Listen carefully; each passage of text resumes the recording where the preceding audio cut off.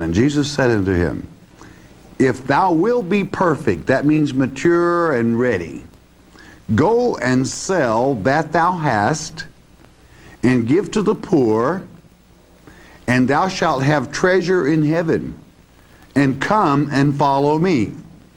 So here is the one that he stumbled at. Why?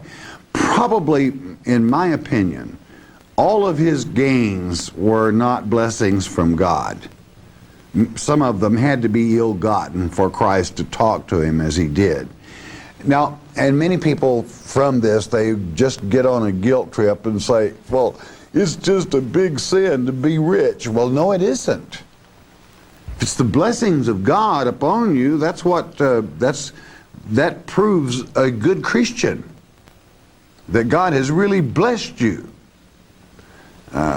God doesn't choose the poor, suffering servant that many people portray.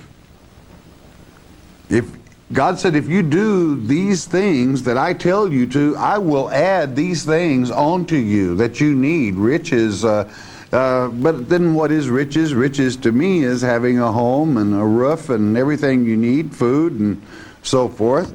But never get on a guilt trip because of your wealth, all right? It isn't necessary. That's can be a documentation of God's blessings to you. But this guy, this is not something that is a prerequisite to become a Christian. At the time of this writing, like Peter and his brother, Christ walks up and says, follow me. And they did. Left everything they had, a commercial business, walked away from it to follow him. They didn't have television in that day. They didn't have the way that you could continue your work, but it can be a stumbling block.